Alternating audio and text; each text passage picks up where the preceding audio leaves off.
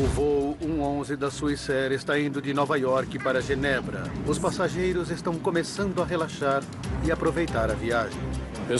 Os passageiros das classes executiva e econômica não imaginavam que havia algo errado. Quando a iluminação é desligada, alguns passageiros ficam levemente preocupados. Não se preocupe, vamos aterrissar em poucos instantes. Mas na cabine de controle a história é diferente. Temos que pousar agora! Dava para ouvir um sinal de alerta e eu não sabia o que aquilo significava. Os pilotos não estão conseguindo controlar o avião. Poucos a bordo percebem que lhes restam apenas minutos de vida. Desastres não acontecem simplesmente. Eles são provocados por uma cadeia de eventos decisivos. Vamos desvendar as decisões fatais daqueles últimos segundos, pouco antes do desastre. Segundos fatais. Tragédia no voo da Swissair. Goldensbridge, Nova York. 2 de setembro de 1998. 4h46 da tarde. Ray Romano, pai de 3 filhos, vai viajar a negócios para a Europa. Você já está pronta, querida? Tô quase. Já tá na hora? Está. Ele tinha acabado de se tornar sócio da firma onde trabalhou a vida toda. Ele era um homem bom em tudo. Até a semana que vem. Ligue, por favor. Claro.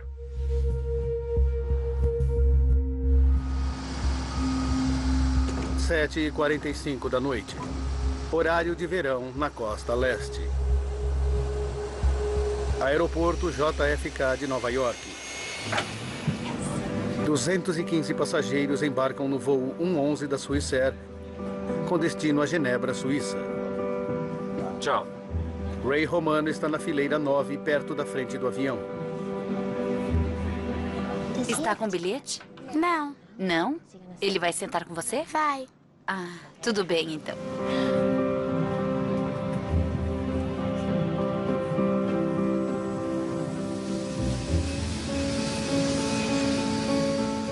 Oito horas e 18 minutos da noite.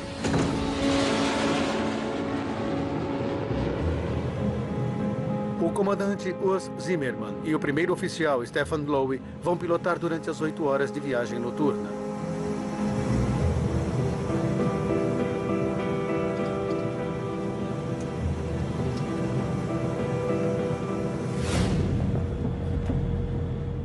Nove horas e 10 minutos da noite.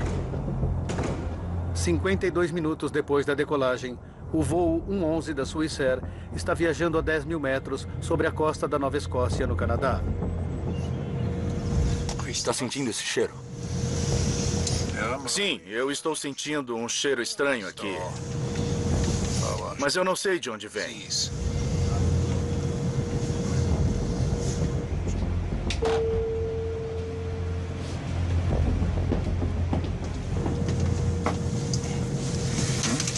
Está tudo bem? Você está sentindo um cheiro estranho aqui na cabine? Tem um cheiro estranho aqui, sim. Está sentindo? Estou, mas onde estão os passageiros não tem nada. Deve ser o ar-condicionado, não é mesmo? É.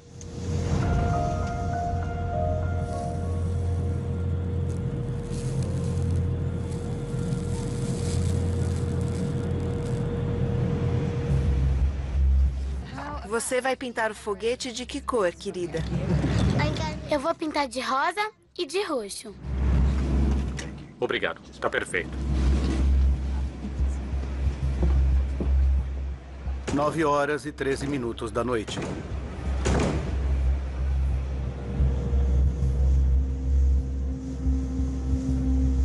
Tem planos para fazer quando chegar em casa?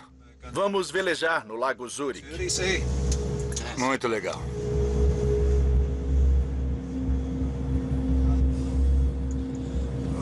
Isso aqui não está nada bom.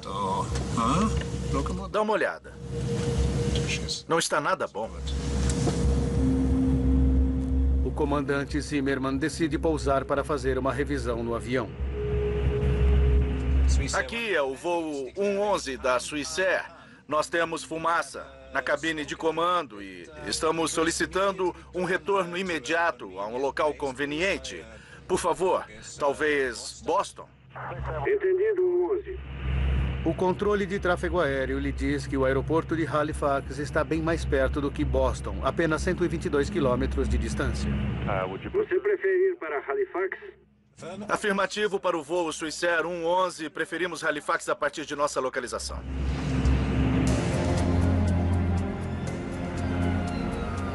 O aeroporto se prepara para um pouso de emergência.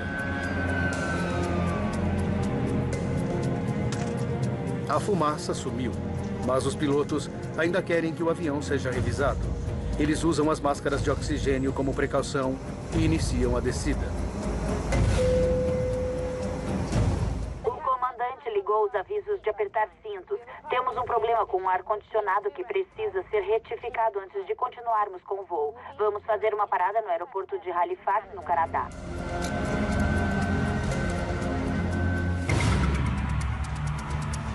Centro de controle de tráfego aéreo em Moncton, New Brunswick.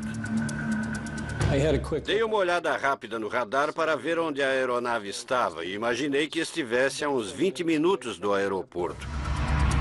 É tarefa de Bill Pickrell guiar o avião em segurança até Halifax.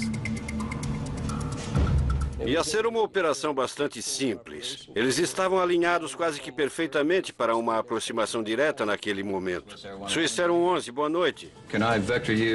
Posso guiá-los para a pista 06 em Halifax? Sim, um posicionamento para a A6 vai ser ótimo. Swissair 111. Ok. Entendido. Uma aproximação em curso contrário para a pista 06.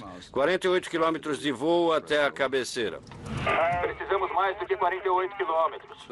Swissair 111, entendido. Vire para a esquerda seguindo a 0130. O avião está muito alto para conseguir chegar a Halifax na primeira passagem. Como regra geral, naquela distância do aeroporto, o ideal seria que a aeronave estivesse a cerca de 3.000 metros. Neste caso, eles estavam a 6.000 ou mais. Os pilotos fazem a volta enquanto vão descendo mais. Swissair 111, preciso saber quantos passageiros estão a bordo e vocês têm que despejar o combustível excedente. Entendido. Temos que despejar combustível. Posso fazer isso nessa área durante a descida? Minha reação foi me virar para meu colega ao lado e dizer não. Ele precisa despejar combustível agora. E então imediatamente verificar onde seria seguro fazer aquilo e ao mesmo tempo mantê-los perto do aeroporto. Bill Pickrell sugere que eles despejem sobre o aeroporto ou façam uma volta mais longa e despejem sobre o oceano. Os pilotos preferem o oceano. Vai ser uns 16 quilômetros antes de você ficar perto da costa. Você ainda está a cerca de 40 quilômetros do aeroporto e tem que chegar aqui bem depressa. Tudo bem, está bom para nós. Por favor, me avise quando eu vou poder começar a despejar o combustível. 9 horas e 23 minutos da noite. O comandante inicia os procedimentos para cuidar da fumaça sem origem conhecida. Interruptor da cabine selecionado. Ele corta a energia desnecessária na cabine.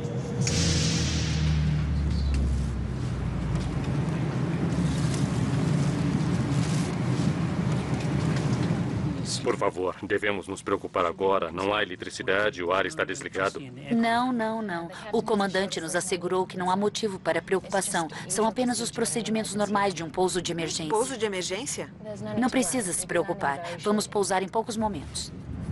Pode prender o cinto dela, por favor?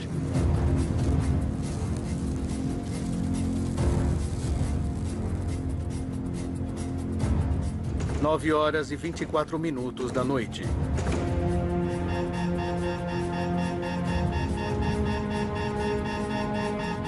Perdemos o piloto automático. O piloto automático já era. Meu Deus, Stephen, tem fogo aqui. Vamos declarar emergência. Swissair 111, declarando emergência agora. Entendido. Ai, meu Deus. A aeronave está a pelo menos 6 minutos do aeroporto. No fundo, eu escutava um som de alerta para os pilotos e eu não tinha ideia do que aquilo significava.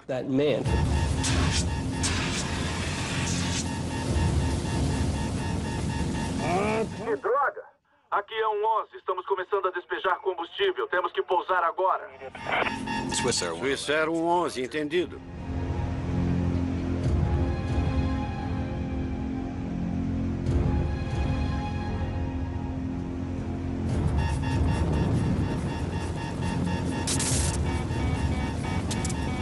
Perdemos os dispositivos primários de voo.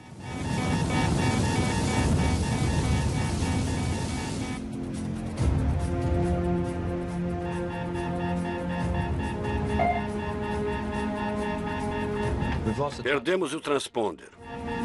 O transponder já era. Responda, Swissair 11. Toda a comunicação com o avião se perde. Swissair 11, responda. Os controladores de tráfego aéreo só conseguem seguir sua rota pelo radar. Swissair 11, responda. Percebemos que a aeronave estava se afastando do aeroporto e estava seguindo para o oeste, descendo a costa. E então percebemos que algo tinha dado muito errado.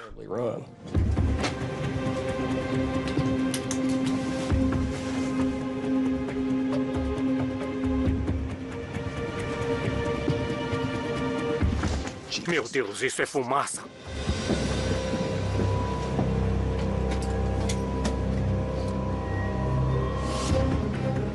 Por favor, temos assentos lá atrás. Siga até ao fundo. Meus colegas vão ajudá-lo.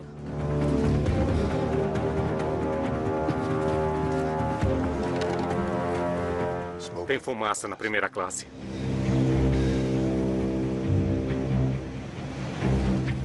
Durante 6 minutos, Bill Pickrell observa a rota estranha do avião. Dá uma sensação de desamparo ficar sentado ali sem ser capaz de fazer nada. 9 horas e 30 minutos da noite.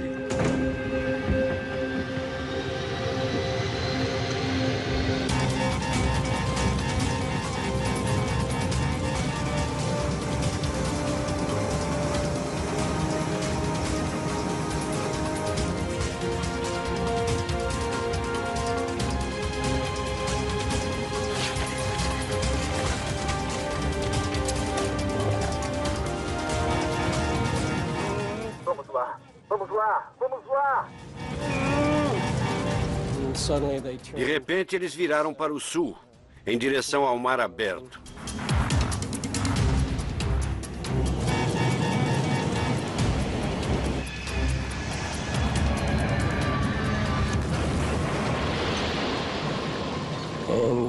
E a aeronave desapareceu. Ai, meu Deus, acho que o perdemos. Acho que o perdemos. Swissair 11, responda. Swissair 11. Meu Deus.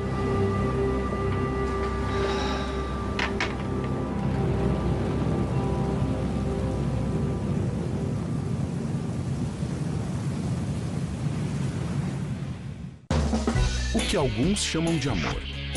I have this real true love for them. O que outros chamam de beleza. I'm a model. I've been on the front of a magazine. E o que muitos nem sabem nomear. I personally have never seen anything like it in my life before or after. Tabu. Hoje, às 9h30 da noite no Nat Geo.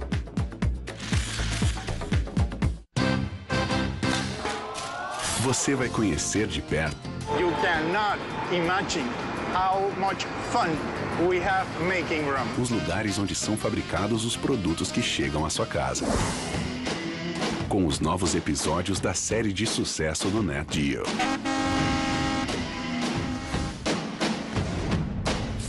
Mega Máquinas. Toda quinta às 8h30 da noite no Nat Geo. Passa repelente. Nesse calor, tá louco. Off Refresh. Uau, é refrescante. É o fim da dança dos mosquitos. Novo Off Refresh. Proteção duradoura contra pernilongos com sensação refrescante na pele. Uma enorme estrada embaixo d'água. Um porto espacial no meio do deserto. O Nat Geo apresenta construções que parecem vindas do futuro, mas que hoje já são realidade. Obras incríveis, toda quinta às 7h45 da noite no Nat Geo. A seguir, Mayday, desastres aéreos. No Nat Geo. Continuamos assistindo. Segundos Fatais. No Nat Geo. A última posição no radar do voo 111 da Swissair fica a 9 quilômetros da costa canadense. Quando a notícia se espalha, os pescadores correm para o mar para tentar resgatar sobreviventes.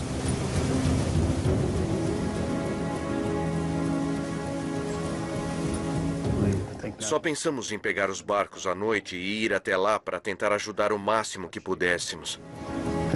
Era a coisa certa a se fazer. Wayne Manuel leva 1 hora para chegar ao local. Víamos o resto dos barcos que estavam lá naquele momento e sentíamos o cheiro de combustível de avião. E quando nos aproximamos, vimos os destroços boiando.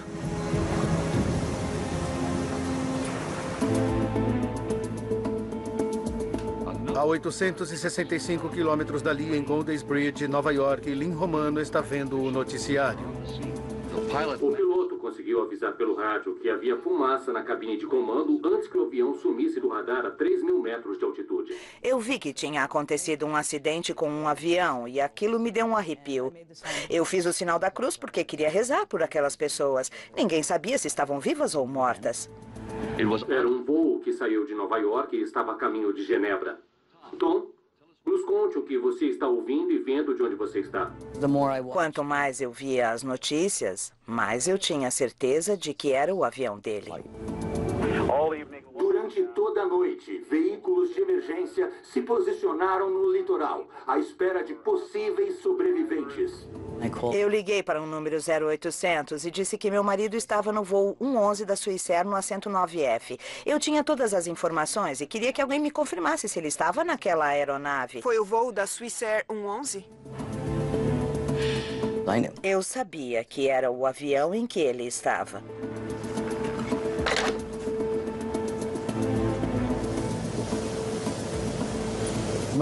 A maior parte das coisas que vimos flutuando eram roupas e pedaços de malas e sapatos.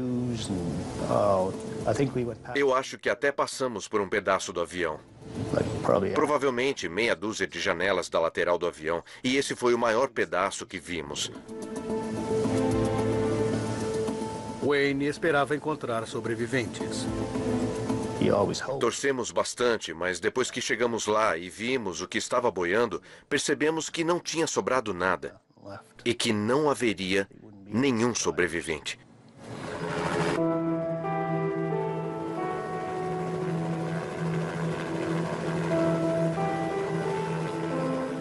A terrível notícia é confirmada de manhã bem cedo. Todas as 229 pessoas a bordo do voo 111 da Swissair tinham morrido. Eles simplesmente me disseram que não havia sobreviventes. E eu não me lembro de quase nada depois daquilo. Parecia que minha alma estava sendo sugada para fora do corpo.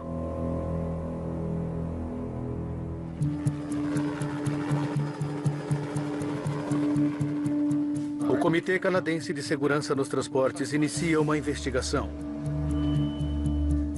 A autoridade encarregada é Larry Vance.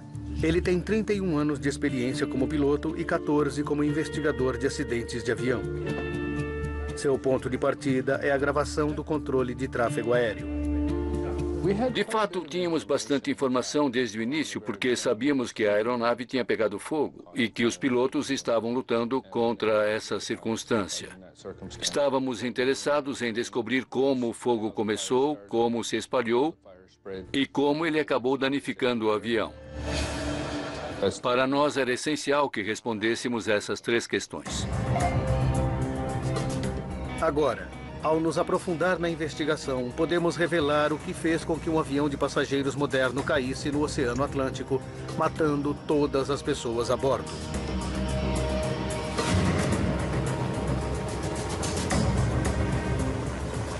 Antes que os investigadores consigam estabelecer o que provocou o incêndio no voo 111 da Swissair, eles precisam recuperar os destroços. Mais de 20 agências do Canadá, Estados Unidos e Europa são convocadas para ajudar. Objetos pessoais e destroços foram encontrados ao longo de 200 quilômetros de praias. Vocês vão encontrar restos humanos. Não sei dizer o que vocês vão fazer depois. Deem um jeito e continuem seu trabalho. Apenas um corpo foi encontrado intacto.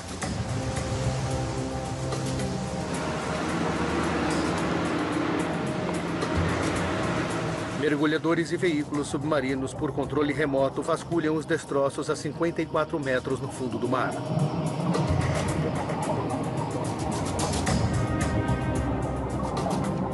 Era importante para nós tentar recuperar as caixas pretas, porque é lá que encontramos informações básicas sobre o que acontece na cabine. Estávamos muito ansiosos para colocar nossas mãos nelas. As duas caixas pretas do avião acidentado foram encontradas intactas 9 dias depois do acidente. Nós temos uma lista de verificação para a fumaça do ar-condicionado. A equipe descobre que os pilotos sentiram cheiro e depois viram fumaça. Stefan, a fumaça sumiu. Mas depois que a fumaça sumiu, ela voltou e trouxe fogo com ela. Swissair 111, vocês estão liberados para despejar combustível. Entendido. Mas os investigadores descobrem um pouco mais. A informação sobre os últimos 6 minutos estava faltando, e isso foi uma decepção para nós. Achávamos que teríamos toda a informação até o momento do impacto, mas na verdade não tínhamos. As caixas pretas não fornecem nenhuma resposta rápida. Mas Vance continua achando que os destroços do avião guardam muitas pistas.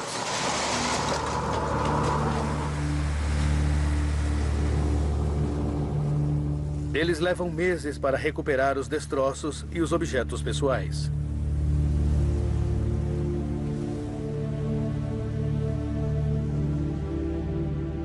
Os parentes consternados são convidados a virem buscar os objetos de seus entes queridos. A bagunça era indescritível. Havia malas que pareciam que o demônio tinha mexido nelas. E, por outro lado, havia coisas que estavam em perfeitas condições e que só foram retiradas da água. Lynn vê o caderno onde o marido tinha feito uma lista de compras naquela manhã. O fato de que seu caderno estava ali e podia ser lido, revistas estavam intactas, mas nenhum dos passageiros, me fez perguntar por quê? Como isso pôde acontecer? Eles explicaram simplesmente que tinha sido a Força G. E você sabe o que acontece. Foi aí que eu desejei não ter perguntado.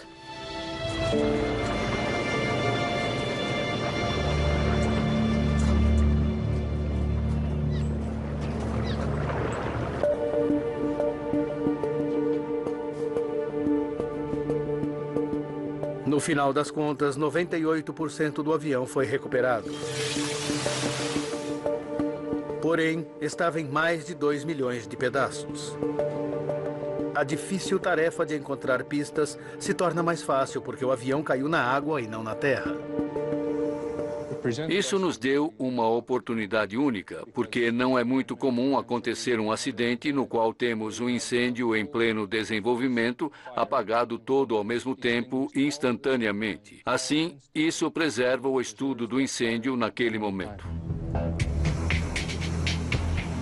A prioridade do investigador é determinar onde o incêndio começou e o que o provocou. Don Ans é o investigador técnico sênior do Comitê de Segurança nos Transportes. Ele lidera o grupo de investigação do incêndio. Os primeiros pedaços que surgiram e que foram identificados como tendo sido danificados pelo fogo eram da cabine de comando ou da cozinha da primeira classe. Então estávamos analisando essa área. Vendo que todos os destroços danificados pelo fogo são da parte dianteira do avião, a equipe decide que a melhor maneira de identificar o que aconteceu é fazer a sua reconstrução. Parecido com um quebra-cabeça de 5.000 peças, os destroços são pacientemente unidos até formarem uma imagem em tamanho real. Conforme uníamos mais coisas, a imagem foi ficando cada vez mais clara. Lembro que, ao olhar para o teto da cozinha número 1, em particular, vi que todo o estrago feito pelo calor ia de dentro para fora, o que colocava a fonte de calor sobre a cozinha. A reconstrução mostra que o fogo estava queimando não dentro da cozinha, mas fora de vista, na parte de cima do avião. É ali que ficam os equipamentos eletrônicos, a fiação, os componentes do ar-condicionado e o isolamento.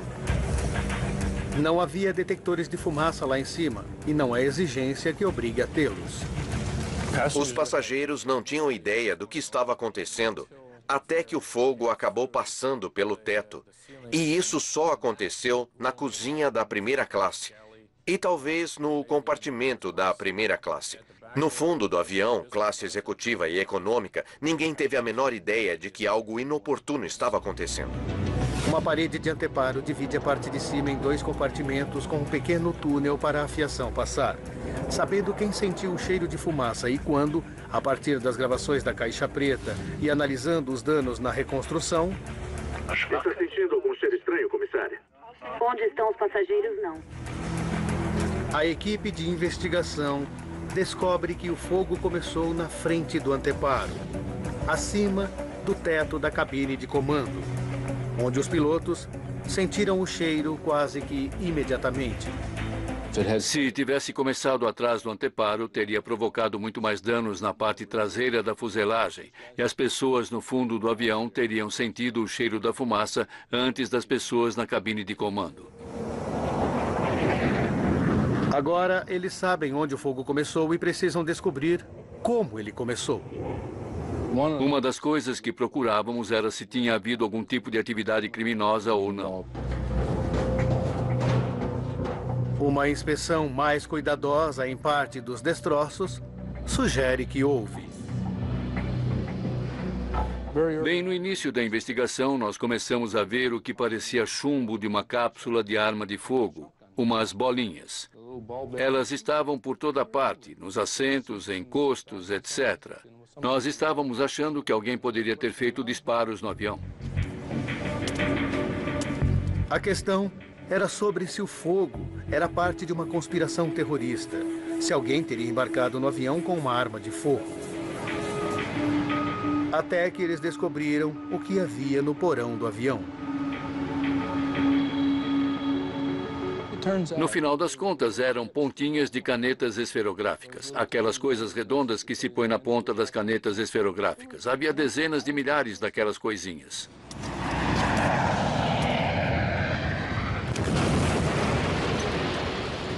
O avião bateu com tamanha força no mar que espalhou as esferas do compartimento de carga por toda a aeronave. Com a eliminação da criminalidade, Vance e sua equipe precisam levar em conta outras causas possíveis para o incêndio no voo 111 da Swissair. Sabíamos onde o fogo tinha começado e que estava localizado acima do teto da cabine de comando, e então começamos a procurar fontes de ignição lá em cima. E logo a mais óbvia que veio à cabeça foi a fiação. O avião abriga 250 quilômetros de fiação. 3.000 peças foram recolhidas do local do acidente. O investigador de acidentes de avião Jim Foote sabe que a tarefa de sua equipe é penosa. Primeiro, eles precisam identificar de onde cada fio era. Os fios B eram basicamente do fundo da cabine de comando, perto da primeira porta. Então, com certeza, esses fios eram interessantes. Queríamos todos os fios que começassem com a letra B. Nós vamos examinar cada centímetro desses fios. A equipe de Jim busca isolamento danificado ou faltando para ver se eles conseguem encontrar o fio que deu início ao incêndio. Qualquer fio que fique raspando em uma peça de metal pode desgastar o isolamento e se esse fio está energizado, então é possível que surjam curtos quando ele encosta nessa estrutura. Um curto é uma descarga elétrica que salta de um fio energizado exposto. Como um pequeno raio, ele cria um clarão de luz rápido e de calor muito intenso. Esse curto derrete o cobre das linhas que cobrem o fio, deixando uma bola de cobre indicadora. São essas bolas de cobre que a equipe está procurando. Eles encontram 20 segmentos de fio que entraram em curto. A maioria deles passava pelo teto da cabine de comando e qualquer um deles poderia ter provocado o incêndio. 8 dos segmentos de fio elétrico alimentavam o moderníssimo sistema de entretenimento pessoal do voo, que foi instalado na primeira classe e classe executiva no ano anterior ao desastre. Entretanto, apesar dos testes exaustivos, os investigadores não conseguem descobrir qual curto deu início ao incêndio. Nós ficamos desapontados com todo o esforço que investimos. Nada do material que tínhamos recuperado e ao qual tínhamos dedicado nosso trabalho nos levava a descobrir qual curto provocou o evento. A análise da fiação chega ao fim. Jim Foote está conformado de que não vai descobrir onde surgiu o curto inicial. Entretanto, conforme ele vai guardando as coisas, ele dá uma última olhada nos fios queimados do sistema de entretenimento. Ele não estava lidando com aquilo com o mesmo cuidado que tinha no passado. Então, ele abriu as pontas que estavam tortas. Eu comecei a desembaraçar os fios. E, de repente, descobri uma segunda marca de curto no mesmo lado de um dos que a gente já tinha notado. Larry. Veja isso. Eu conhecia aqueles fios muito bem e Jim também os conhecia bastante. Quando os olhei no microscópio e vi aquela bolinha, eu pensei, nossa, é isso. Descobrimos. Jim descobriu. Para confirmar que esse foi o curto que deu início ao incêndio, eles o colocaram em uma maquete do sistema de fiação do teto da cabine de comando. Tem muito fio que passa pelo teto naquela área e eles são presos por um suporte de metal. Achamos que este fio ficou raspando nesse suporte. Os aviões estão sujeitos a constantes vibrações quando viajam acima dos 900 km por hora. Os investigadores acreditam que a vibração provocou o contato. O isolamento dos fios ficou danificado, permitindo que um curto acontecesse quando raspou no suporte de metal. Finalmente tínhamos chegado a uma conclusão quase que imediatamente para dizer que tinha de ser aquilo. Porque sabíamos que o posicionamento daqueles fios em que ele tinha encontrado o curto era exatamente o mesmo onde o fogo havia começado. A equipe ficou preocupada que o sistema de entretenimento não tivesse sido instalado de maneira apropriada. Como precaução, a Swissair removeu esse sistema não essencial de toda a sua frota.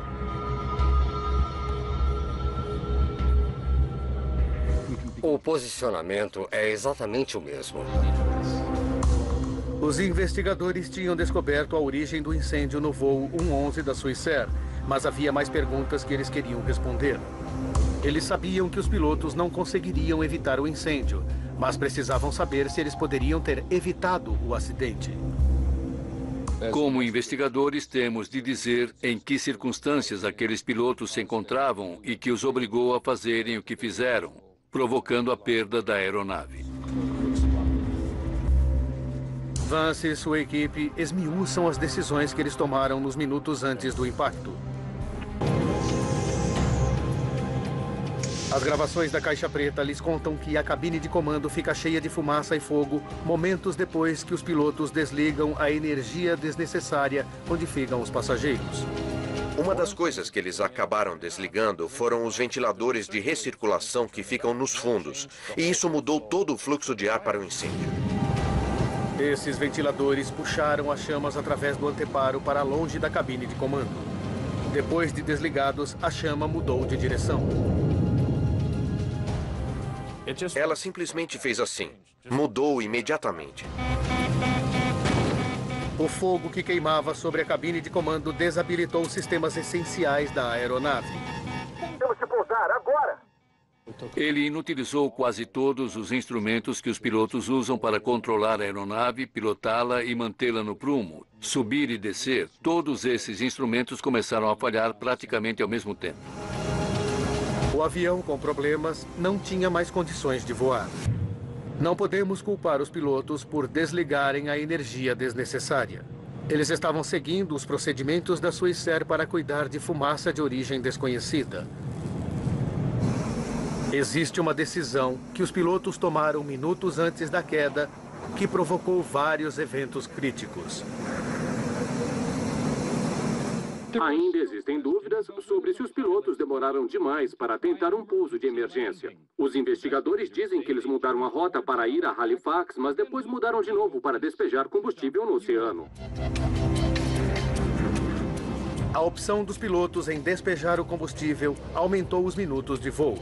Era um procedimento que eles poderiam ter ignorado. Os investigadores querem saber se este atraso custou a vida de 229 pessoas que estavam a bordo. Então, qual era a altitude inicial deles? 10.000 metros. Eles calculam que para uma aproximação direta a Halifax, os pilotos deveriam ter começado sua descida no momento em que solicitaram retorno imediato. Mas naquele momento eles não sabiam que o aeroporto de Halifax era uma opção. Além disso, um avião em pleno funcionamento precisaria de 13 minutos para fazer a descida. E o deles só tinha capacidade de voar durante 10. Quando eles decidiram despejar o combustível, não iam mais conseguir chegar a Halifax. Eles iam cair em algum lugar. A decisão deles em despejar ou não o combustível não iria fazer diferença alguma sobre o fato de que eles iriam viver ou morrer. O comandante Urs Zimmermann e o primeiro oficial Stefan Lowe são isentados de qualquer responsabilidade pelo acidente com o voo 111 da Swissair.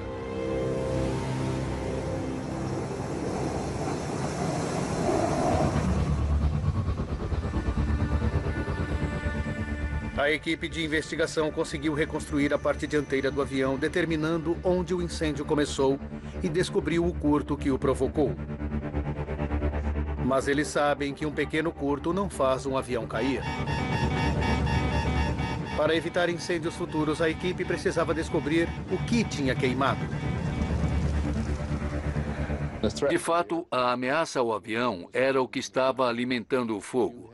Se a gente tem material inflamável em tamanha abundância capaz de queimar um avião inteiro, esse é o risco real para o avião.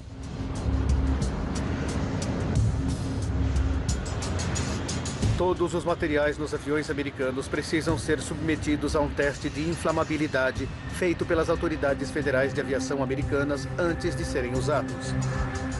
Mas alguma coisa na parte de cima do Swissair 111 era claramente inflamável.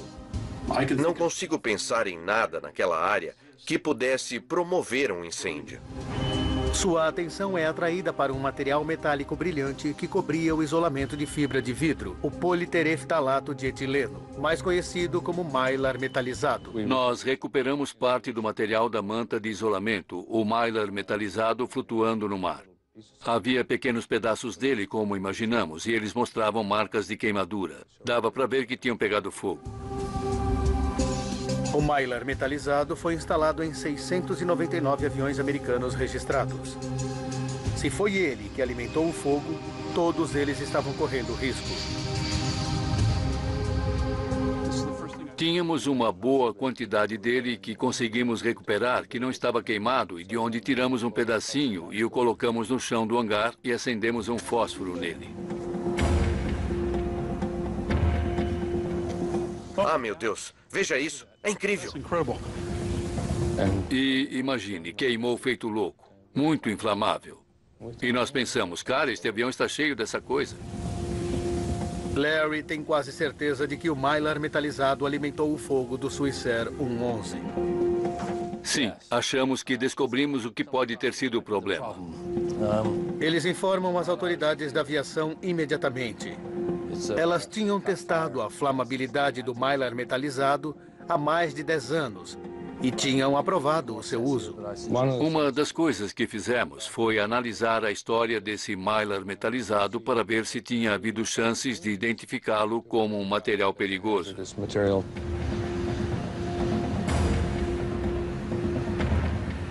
E, na verdade, nós descobrimos vários eventos durante os quais o Mylar metalizado pegou fogo em aviões. Em consequência desses incêndios, o fabricante de aviões McDonnell Douglas sugeriu que o Mylar metalizado deveria ser retirado de todas as suas aeronaves. 4 anos antes do acidente com o voo da Swissair, as autoridades americanas tinham testado novamente o Mylar metalizado e descobriram que ele era inflamável, mas elas não o proibiram. O fato é que nenhum deles tinha provocado a perda de vidas. Se um desses acidentes anteriores tivesse resultado em uma quantidade de mortes, se tivessem que contar corpos, talvez as autoridades tivessem tido uma reação diferente.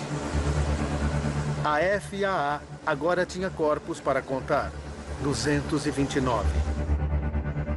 Eles testaram novamente o Mylar metalizado, sujeitando-o a condições de voo muito mais realísticas. Ele falhou. A FAA deu às companhias aéreas americanas 4 anos para retirá-lo dos aviões.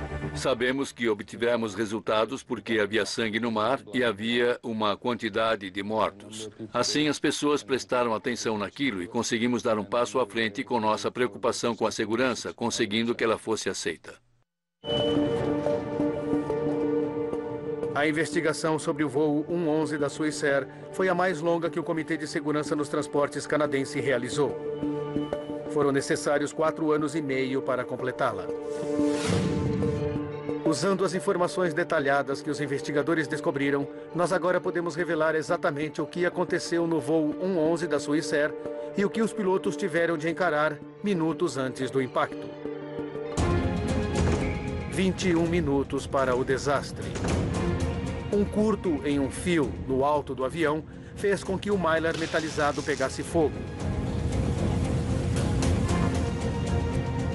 Os pilotos sentem um cheiro estranho, mas acham que há um problema no ar-condicionado. 18 minutos para o desastre.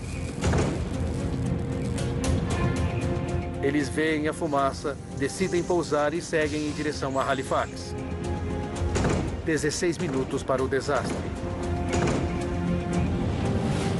Os ventiladores do ar-condicionado puxam o fogo para os fundos do avião, o que faz com que a fumaça na cabine de comando desapareça. 11 minutos para o desastre. Enquanto fazem a volta para baixar a altitude, os pilotos decidem fazer uma volta mais longa para despejar combustível no mar, mas não sabem o que está acontecendo na parte de cima do avião.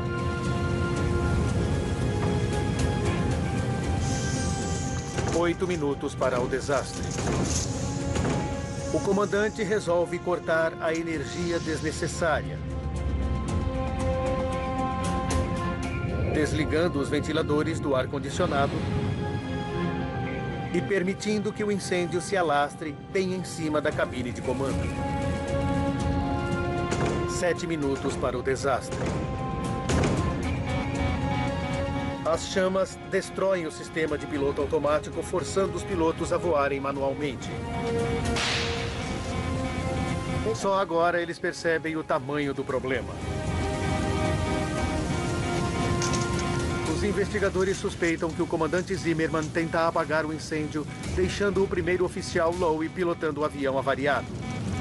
6 minutos para o desastre. O fogo anula os controles de voo, a comunicação com o controle de tráfego aéreo e as caixas pretas. Em um calor escaldante, o primeiro oficial Lowe luta para manter o controle, mas o avião não tem mais condições de voo. 1 minuto para o desastre.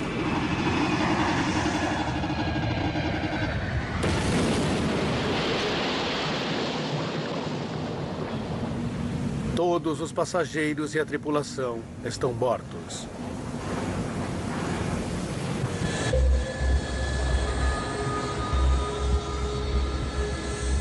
Para evitar mais perda de vidas, o Comitê de Segurança nos Transportes canadense fez algumas recomendações. Muitas foram adotadas no mundo todo pela indústria da aviação. Eles sugeriram que os procedimentos para se lidar com fumaça de origem desconhecida fossem repensados. Nossa recomendação foi: se houver fumaça ou cheiro de fumaça em um avião, é preciso admitir que existe fogo fora de controle até que se prove o contrário. E acho que isso foi mais bem aceito pela comunidade aeronáutica do que antes do voo 111 da Swissair. O maior sucesso dos investigadores foi a proibição do mylar metalizado inflamável.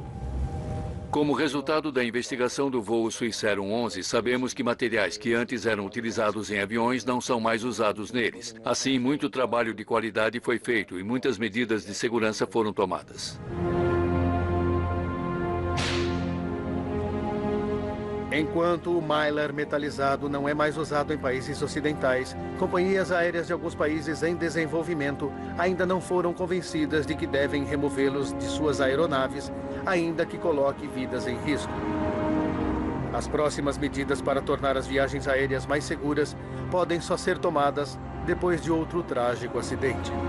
Será preciso acontecer um outro evento que chame novamente a atenção das pessoas. E aí poderemos dizer: nós avisamos, mas vocês não consertaram. Agora é melhor fazer alguma coisa antes que aconteça de novo. Não dá para fazer as pessoas aceitarem mudanças a não ser que elas sintam a obrigatoriedade. Versão Marshmallow São Paulo.